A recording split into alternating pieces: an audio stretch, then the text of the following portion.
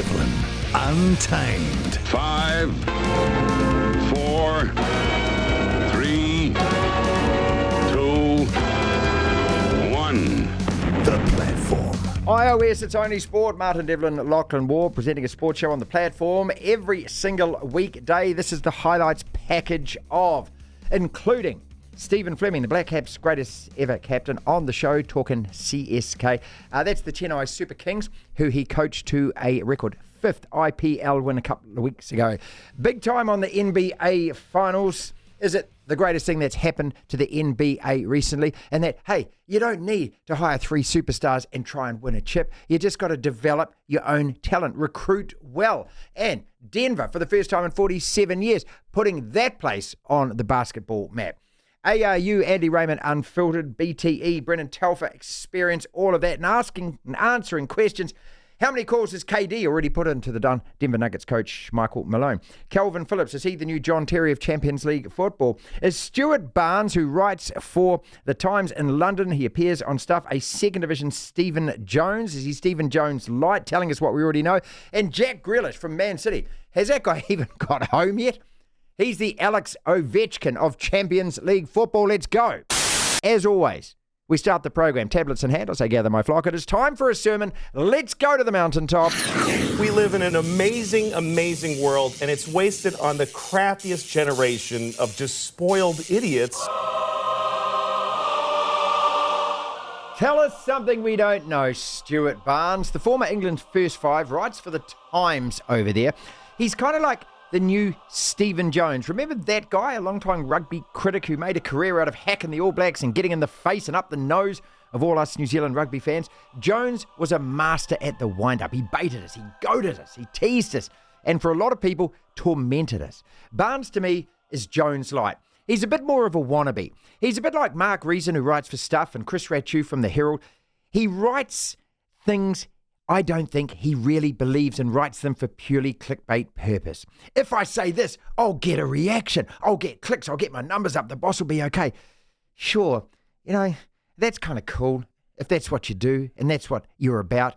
But I would rather hope that you're a bit better than that. See, I get bored by guys and girls in sport who do this because it's BS. Essentially, that's what it is. It's not genuine. Look, if you like that kind of sports provocateur, so be it.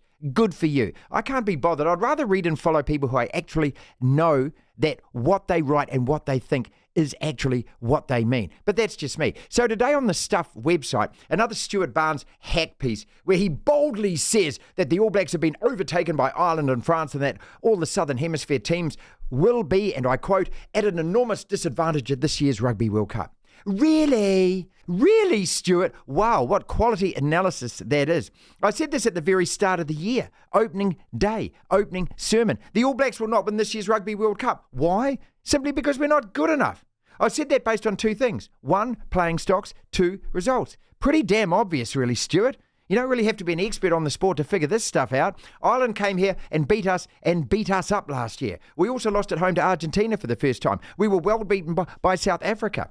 We were one Bernard Foley brain fade away from blowing a 20-point lead to Australia and losing that match. We blew a 20-point lead to draw with England. Hey, Stuart, we're not that good. We know that already. This is not a world champion All Black side. We know that already. We've known that since 2019. So tell us something we don't know instead of rehashing where we've already been and what we already know and with our own eyes have already seen. Devlin. What do you want? We want information. Information. You won't get it. The Platform. 5050 on the text. You want to get in touch with us. Sports News Headlines, Lachlan, and then Stephen Fleming.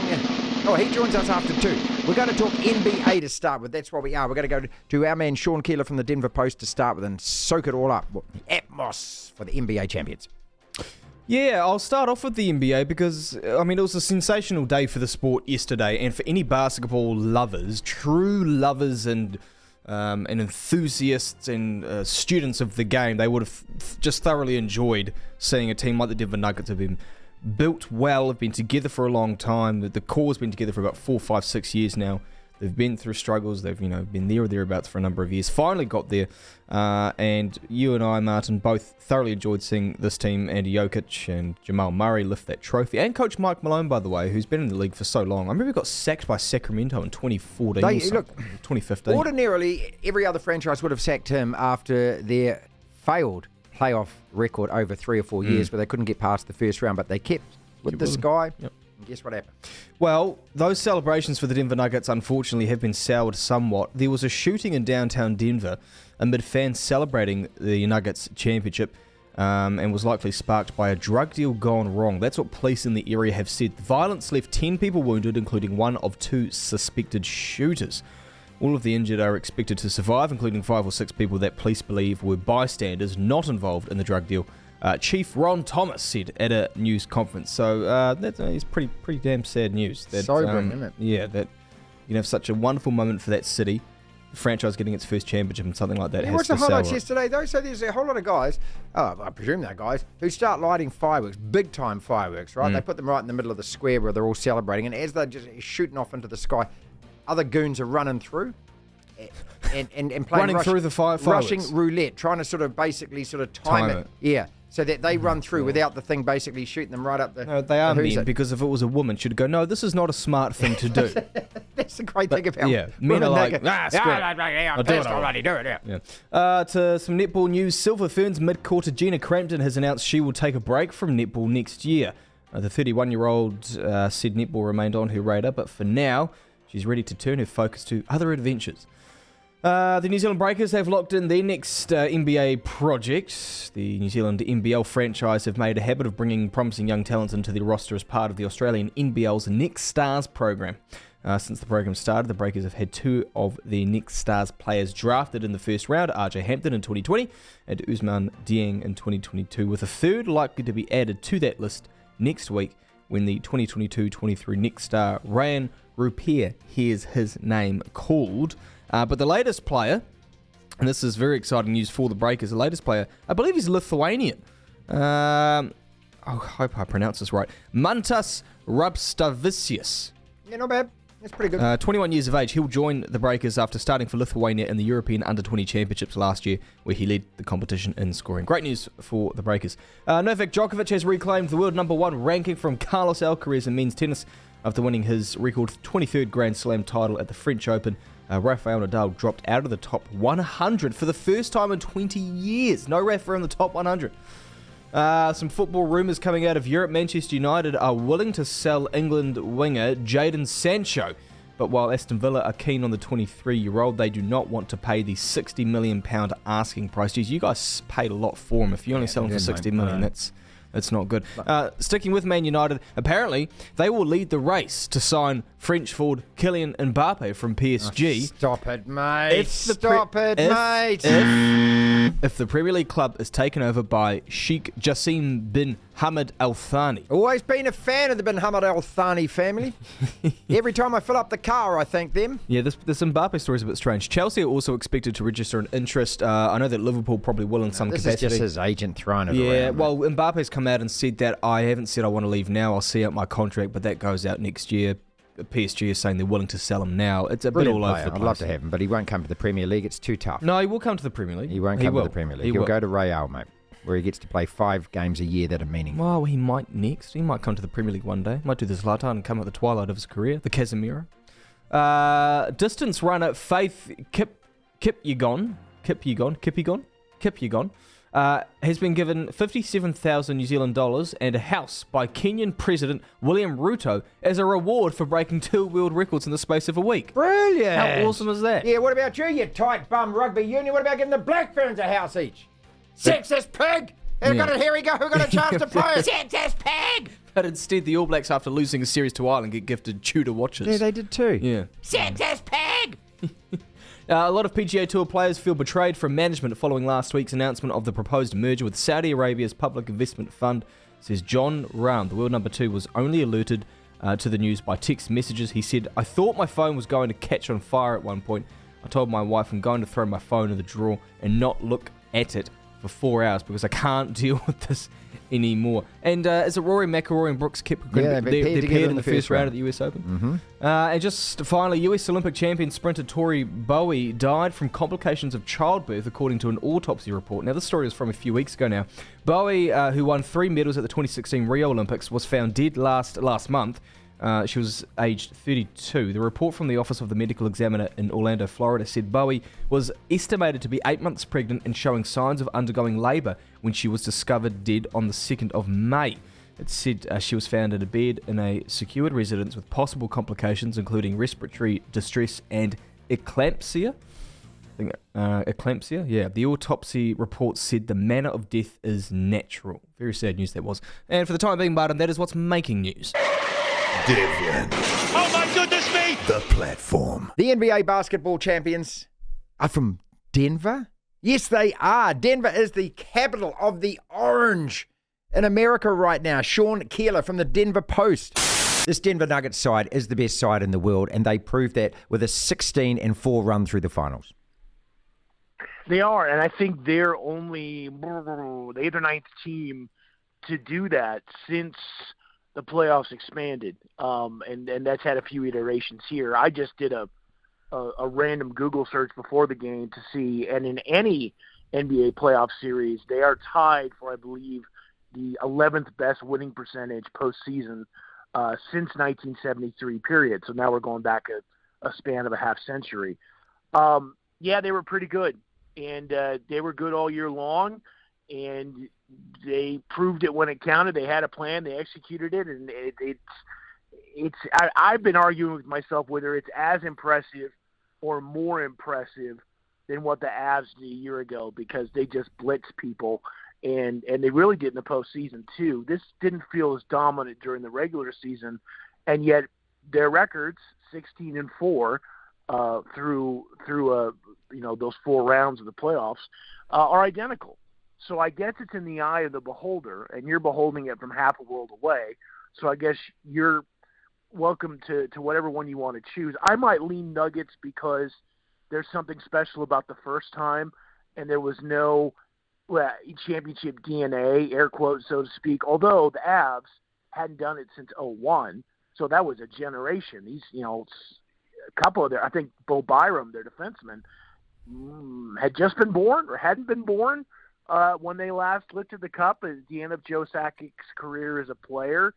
So maybe I'll give the edge because I'm, maybe a little bit more of I'm a child of the 80s NBA more than I am a child of the 80s NHL. So maybe I'll give the Nugs an advantage there. Sean Keeler from the Denver Post with us. Looking at the pictures last night, I love those shots of just sports fans just gathering in their hundreds and their thousands, fireworks going off, goons running through the fireworks, mosh pits carrying on.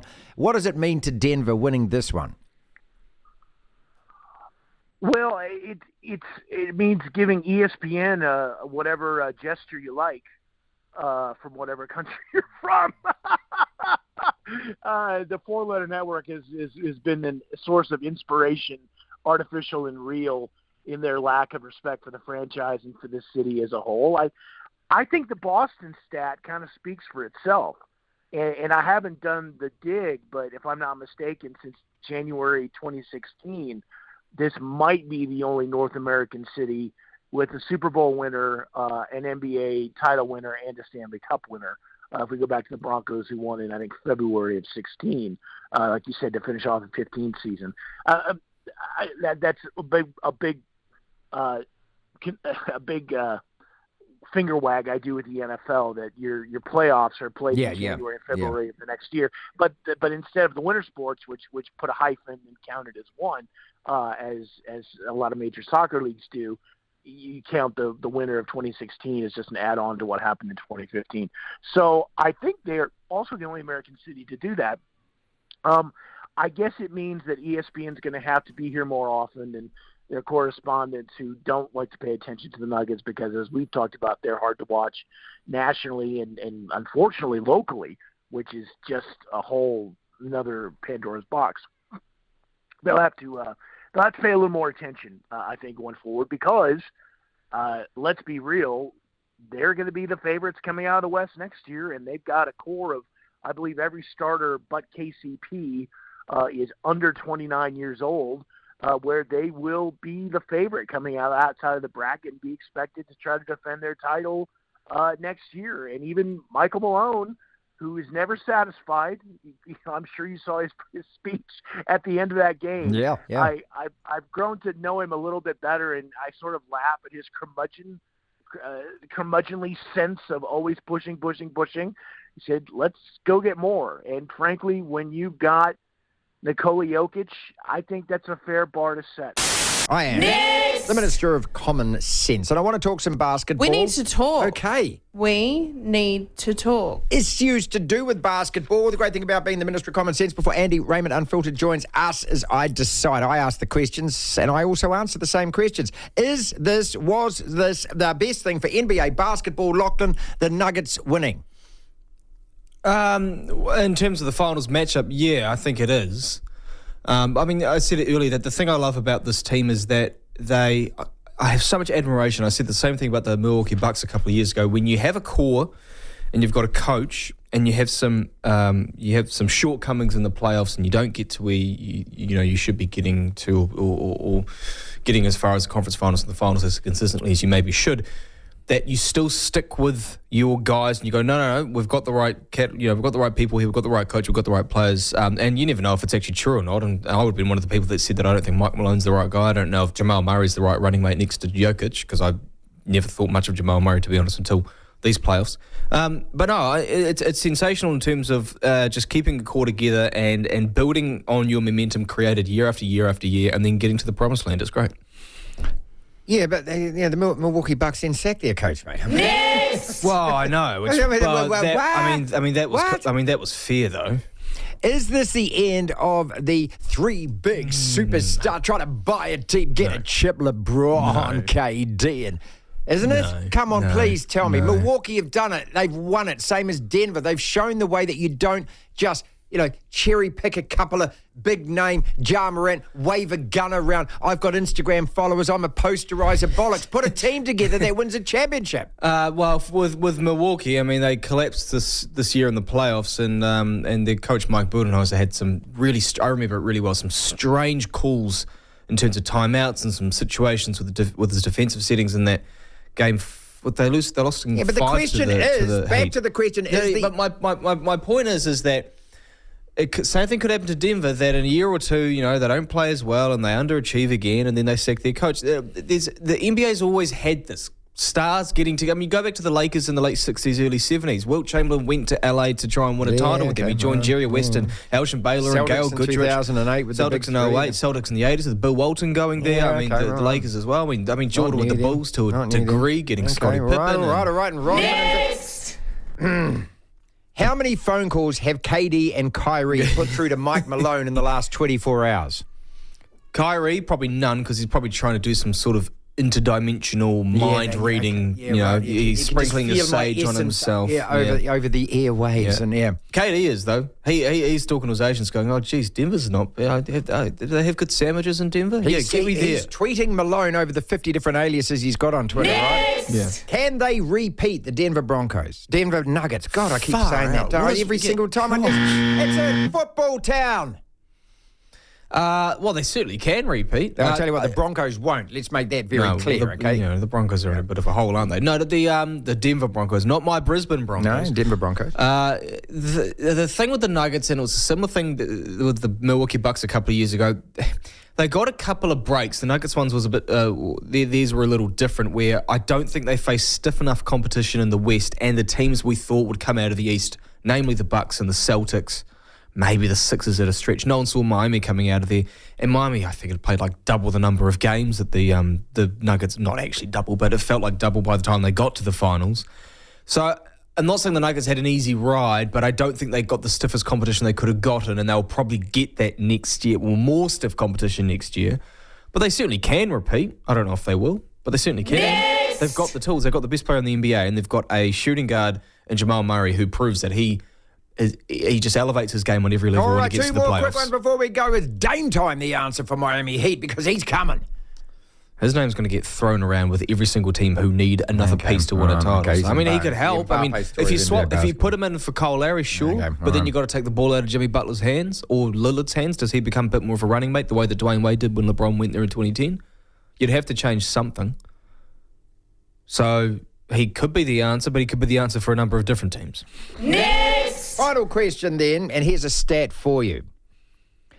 4 or fewer playoff losses in the run to win a championship, right? They were 16-4. The only teams to have ever done that, this is the roll call, Warriors, Spurs, Lakers, Bulls, and Pistons. All of those teams, dynasties, all of those teams won multiple championships. Yeah, in those windows when they had that record that you talk about, 4 or fewer losses, they won more than one title in that window as well. Okay, so that goes back to that question then. Can the Denver Nuggets be one of those teams? Yeah, they'd probably, to sound quite callous, they'd probably need to upgrade Jamal Murray. I mean, if you took out Jamal Murray and put Damian Lillard in there, absolutely, I'd say they could. Because I think Jamal Murray has a lower ceiling than Damian Lillard, and he's always going to have that. They'd probably need another piece, another all-star caliber piece. All right, I got one more question then. Next! What is more chance of happening? Nikola Jokic does a Jack Grealish and is plastered all over social media getting plastered, or your Lakers win a title next year? What's more likely? The Lakers win a title next year. Oh, stop it, Come mate. on. Come on. We've got the roster, mate. We've got the roster. That is unbelievable. You've more Devlin. chance of Jokic. Is a disgusting act. The platform. The greatest Black Caps captain we've ever had, Stephen Fleming, joining us to talk IPL, T20 versus Test cricket, the upcoming Ashes. Everything, bat on ball. What chance that you are going to, at some stage, start coaching us in white ball cricket? This has been talked about a hell of a lot. It was raised while you were actually over in India. I don't know whether you saw the headlines or not, but, a lot of people have come out and said this. Good people have come out and said this. What are your thoughts on it? Yeah, we're flirted with it. I had a little bit of time and a gap after before the last World Cup when went into camp with Gary and the guys for 6 days. One of the challenges is that we don't play a lot of T20 cricket in between World Cups. There might be one or two here or there, or the odd series. So there's not actually a job just sitting there saying, hey, be the T20 coach. It would almost have to be the white ball coach, which is a little bit more demanding in terms of time. So the relevance of these series and how that looks is something for discussion. But it's not through my desire to help the Black Caps. In fact, my relationship with a lot of these players is very strong, not just the ones I work with in India, but a lot of the current group have made a real point to spend time with them. I get to see them during IPL. I got to see them through a little bit of commentary and talking to them and getting them involved in sides at certain times. So my relationship with this group is really strong, which is good. It's just around opportunity and timing, and World Cups seem to be the ones that might present an opportunity. Never say never at all, because I'm a massive fan of this group, but in terms of my commitments to family and also time, that's still a big part of my planning. What are your thoughts on Trent Boult, and also just as a wider topic, what Brendan McCullum was saying about the need to reset Test cricket to accommodate these T20 competitions and the players who want to play in those competitions? Let's look at Boult to start with. I just get really pragmatic about this, mate. I look at our team, I look at that one-day World Cup, I look at how close that we've been, and I think if this guy is fit, he's on form, and he wants to play for us in that, I don't have a problem with it. What's your thoughts? No, and on the surface, I feel the same. The only time I got a little bit, it's a tough one, was when the players had to give up Christmas and go to Pakistan and do their thing, where Trent opted to stay back Christmas at home, and then went and made lots of money in a short format. Others could have done that, had the opportunity, but sort of chose to stick with that Pakistan and do the yard. So I did feel for the players there around that pick and choose aspect. But from a spectator and a fan point of view, I think the ultimate is having the best players or best team available to be put on the park. I think we all would have loved to have seen Trent Boult running that Mount Maunganui against the English, because it would have just been a better competition. And no disrespect to the players that played, just with that experience and his record, he would have made a difference. So, look, it is a tough one, mate. I'm involved with the other side, the franchise side. I think it's almost a tipping point, because there are franchise competitions popping up now that have no relevance, and I think that would be one of the aspects to look at. You've got to have a purpose for these competitions. South Africa, you have only 4 overseas players playing in.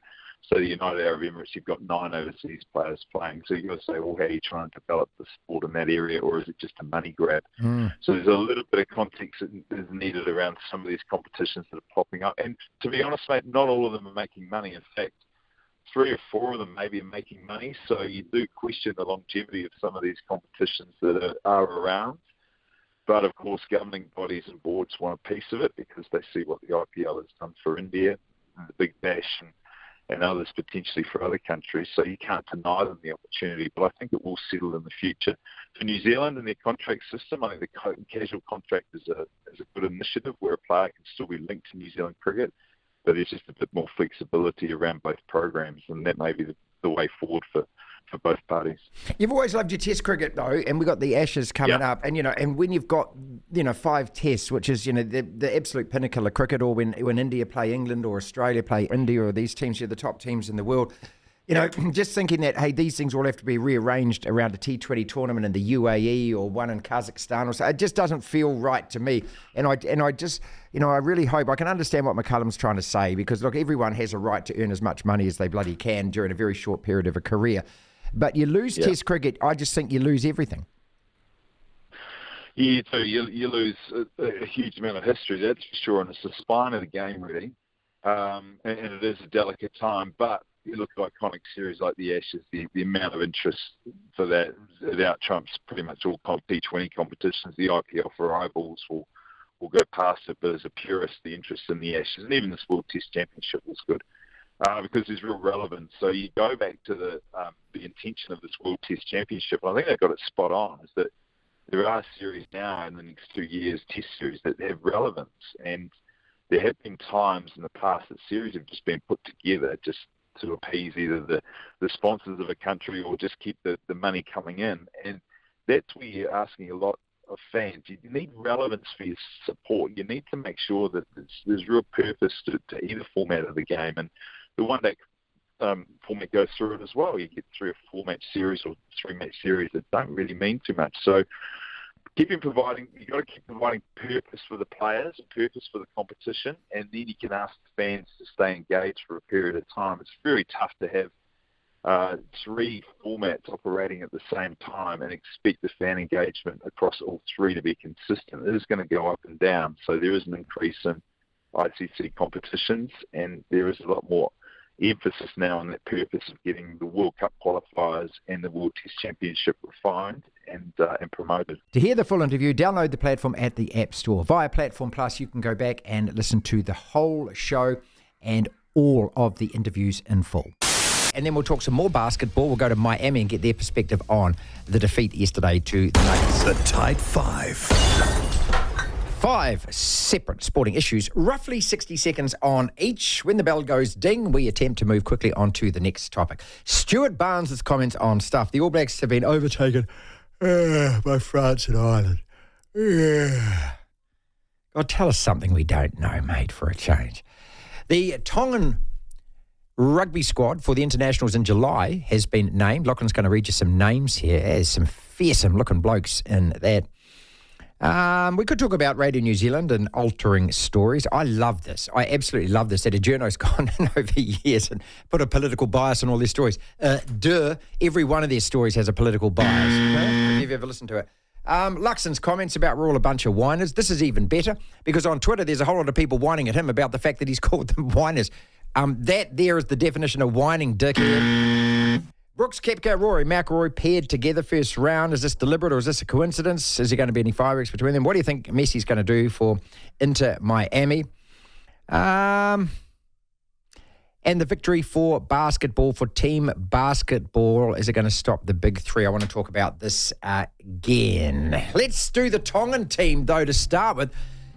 Just give me a few names that we're going to recognise from this squad. Now, they're in a World Cup group with South Africa and Ireland. And Scotland. Okay, so they have to play 3 really more than decent teams. Tell you what, geez, by the time we get to our quarterfinal, and we are going to make the quarterfinal because we've only got France and then we've got the Seychelles, the Canary Islands and Stewart Island in our group, haven't we? So They're going to be bloody battle hardened, aren't they? The Irish and the Yarps because of these guys. Give me some Tongan names here.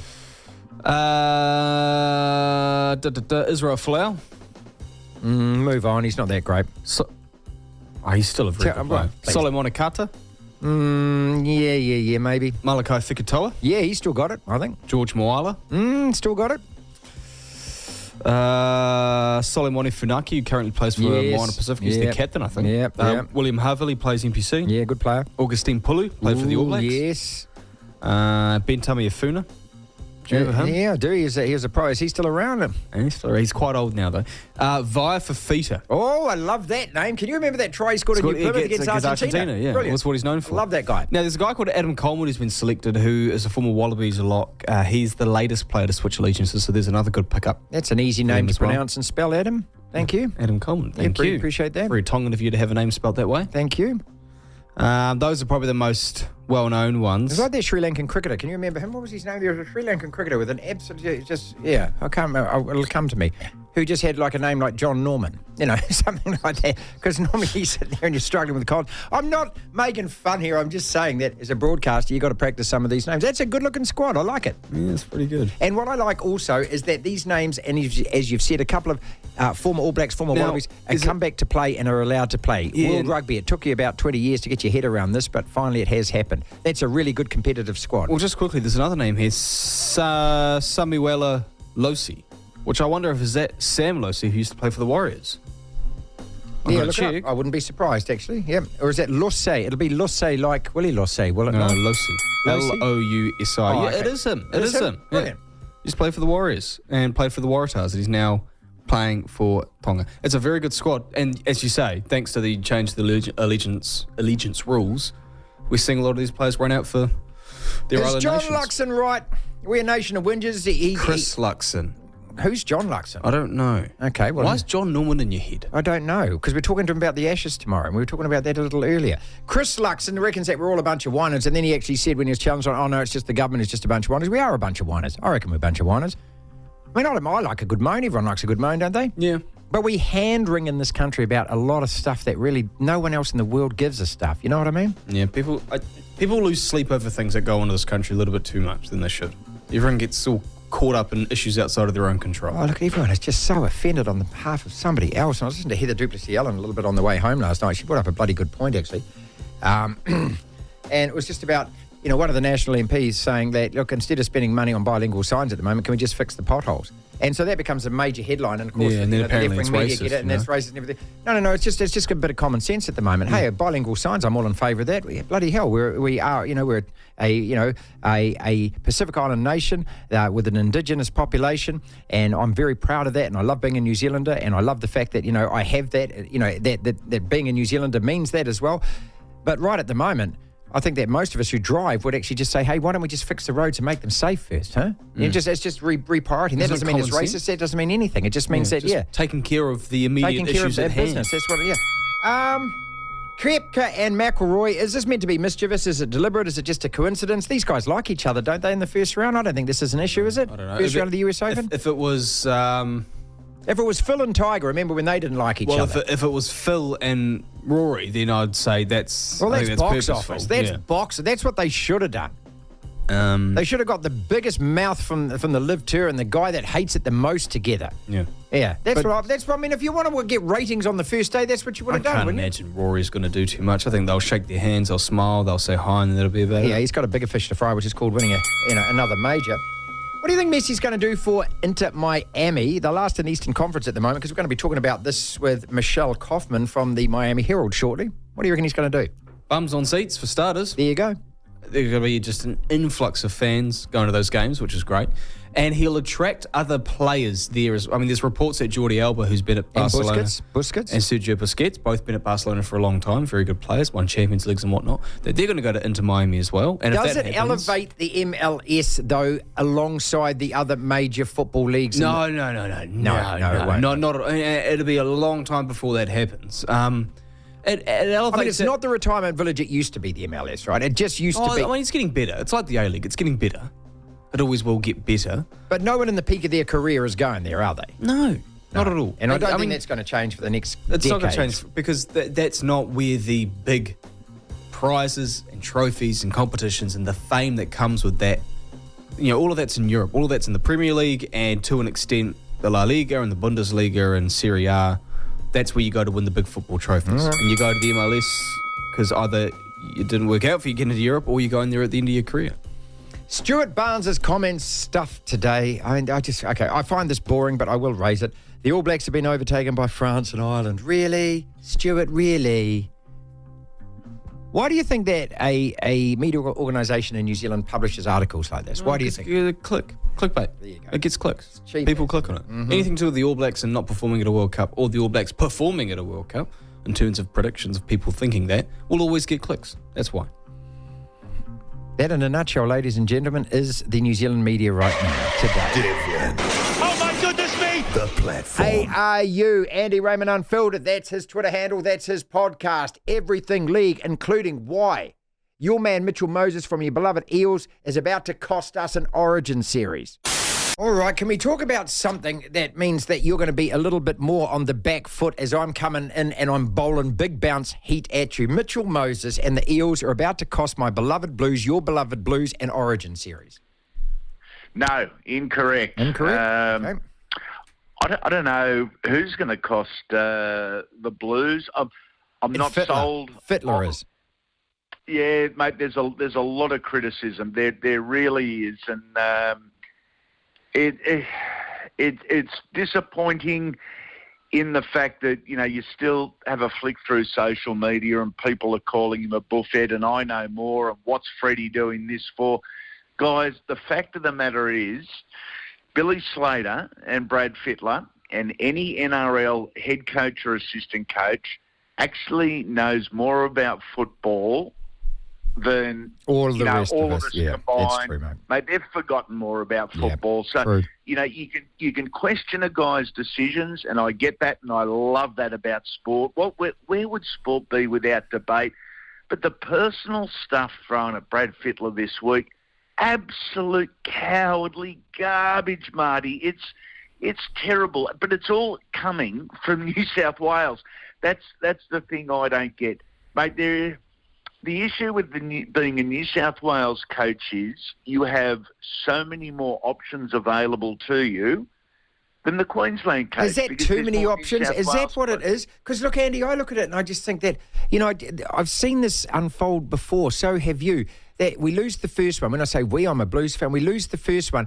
And then the whole thing just unravels. It's kind of like you're moving house, and when you bought the house, geez, it looked bloody good, mate, a new lick of paint, everything. And then you get in there, and the floorboards are a thing, and there's a leak over here. You just, and then all of a sudden, the whole thing, and you don't even know where to start again. It feels like that, doesn't it?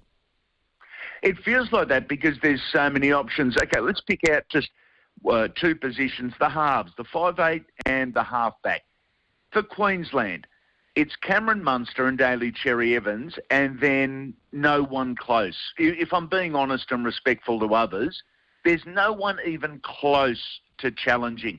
For the New South Welshmen, in those same two positions, you've probably got 4 5'8" and 4 halfbacks, which is, 16 or 15 different combinations. So by selecting just 2, you're only going to appease 1/15 of the viewing audience. And this has been the way since 1980, since it's first started. There's more New South Welshmen because New South Wales has a bigger population. Therefore, they've got a bigger population playing rugby league at the top level as well. And you will get Parramatta supporters saying Mitchell Moses should be there. You get Brisbane and South Sydney supporters saying Adam Reynolds should be there. The Sharkies supporters are saying, what about Nico Hines? We're spoilt with choices. It doesn't make Brad wrong or right. It probably just makes him confused. I love Stefano Utoikamanu off the bench. However, it was a massive surprise to me. The second row is another surprise to me. Tyson Frizzell and Hudson Young, 2 terrific footballers. But again, you've got so many choices. There's 3 other back rowers on the extended squad, on the interchange bench. Now, they could both all three of them could potentially go into the starting side, and the argument would be the same.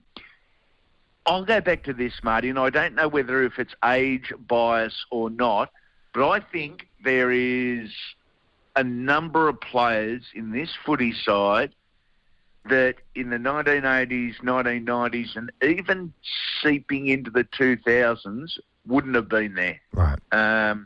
I don't know if the quality of the individual and the quality of the game is now what it once was. Shane Flanagan, new St George coach. Is this a good call, and has he been absolutely forgiven for the PED scandals and everything else? I can speak for myself, and I've forgiven him. And Good call. he's done his time. What he did was wrong on a couple of levels. The PED scandal, I don't know if any of us are ever going to get to the bottom of exactly what happened, how it happened, and who was responsible.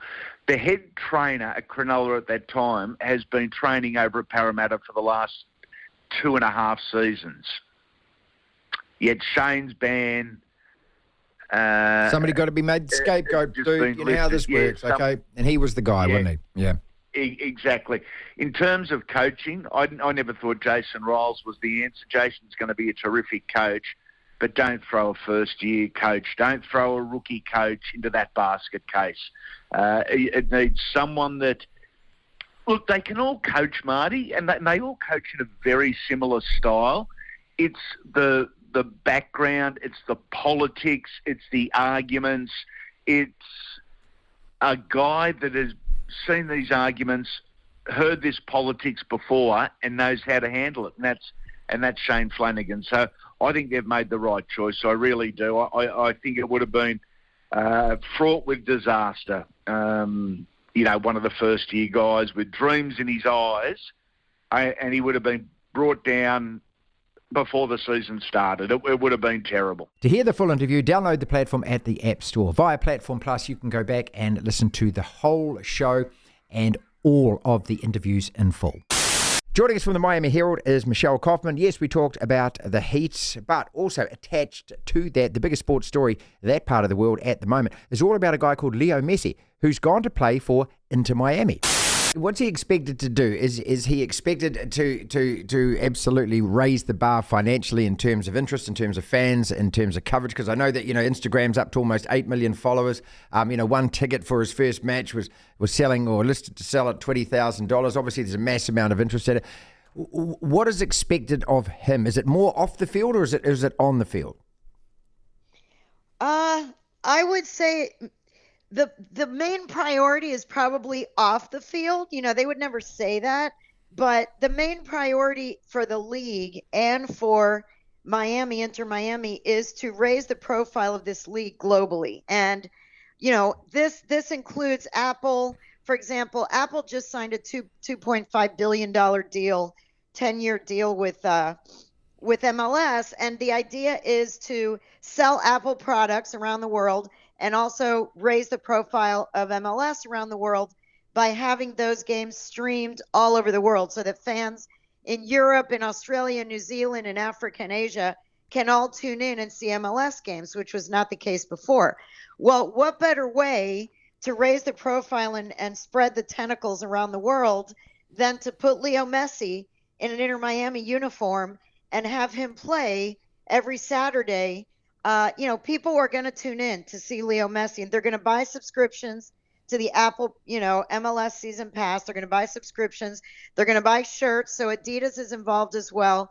So, much of this deal bringing Messi to the United States, it's not real. It is Inter Miami, yes, but it's also the league and the league sponsors wanting to tap into Leo Messi and everything he brings, especially just a few years out from the World Cup 2026 being co-hosted by the United States.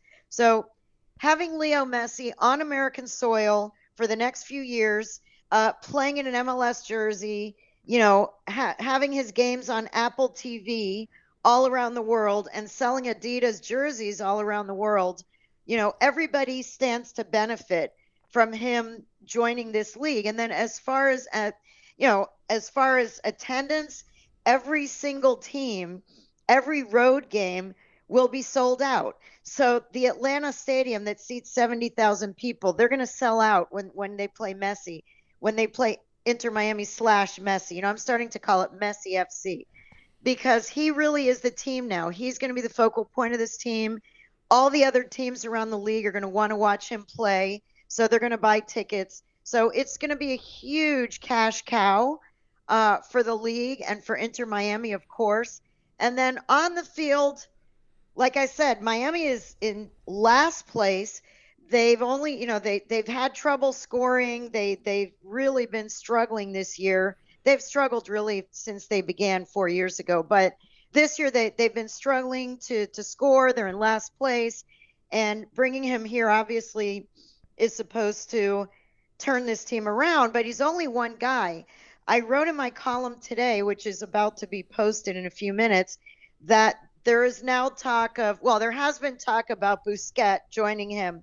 That's been going on for a while. They've been talking with him, and I think that is going to happen. But now they're talking also about Jordi Alba also joining, and there's also talk about Angel Di Maria. So, all of a sudden it's like Messi and friends joining Inter Miami. I don't know if all of that is feasible. It seems a little bit far-fetched. But if it does happen, it's going to be a massive story. That's our podcast for today. Thank you so much for listening. If you want to listen to the entire show, 1 till 4, Monday to Friday, download the Platform app, and via Platform Plus, you can go back and listen to whatever shows over however many weeks at your leisure, at your listening pleasure. Platform Plus. First thing to do, though, is download the Platform app. Devlin. Unbelievable. Incredible. The Platform.